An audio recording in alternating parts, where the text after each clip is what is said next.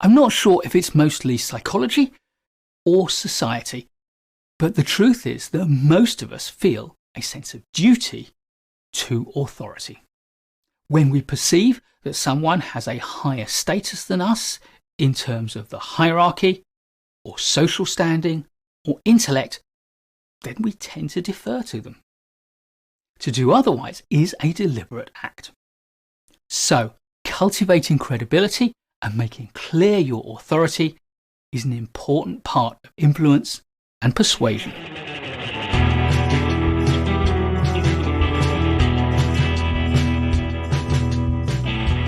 Whenever you assert a rule, especially one that's backed by regulations or sanctions, you are appealing to authority. But this is pretty close to coercion, and there are other approaches that you can take.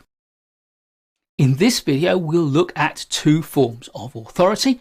We'll look at hierarchical authority or status, and we'll look at intellectual authority or credibility.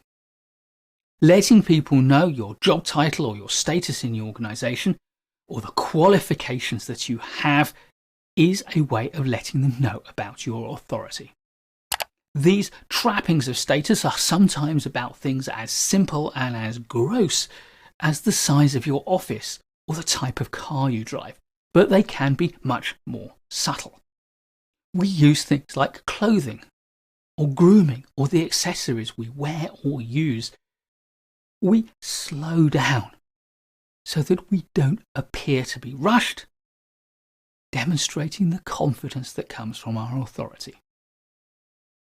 In an organisational context, turning up to a meeting with another organisation, backed by one or two colleagues who come with you, is a powerful display of authority.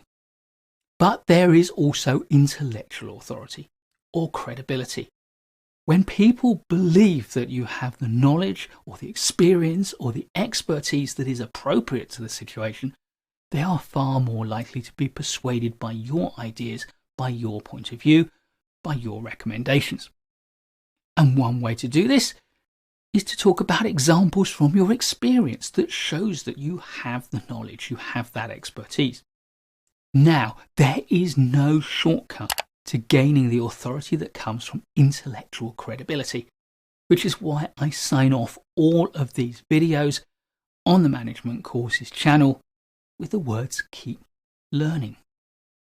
However, if you do have visible marks of your intellectual authority, of your knowledge, your expertise, then by all means display them. This may be a certificate on the wall of your office. It may be letters after your name on your business card or in your email signature. And of course, it may be membership of a professional body. Of course, the classic place to demonstrate our credibility is in our CV or resume. More subtly, you can drop new ideas or possibly a little bit of jargon into the conversation, but be very careful with jargon, because if people don't understand it, they don't immediately assume you're clever. They just feel a little bit bad about not knowing what you're talking about, and so they will start to not trust you as much. So if you are going to use jargon, explain the idea, explain the concept, and then tell people the word that is used to represent that idea or concept. Whether it's about status or credibility, people who have genuine authority in that situation tend to be confident in the situation. They display this confidence with an alert, upright posture, with confident eye contact, a willingness to listen and to take time before they speak, an openness to new ideas without the need to feel defensive if those ideas challenge what they already know. And finally, people who are confident are more comfortable with silence.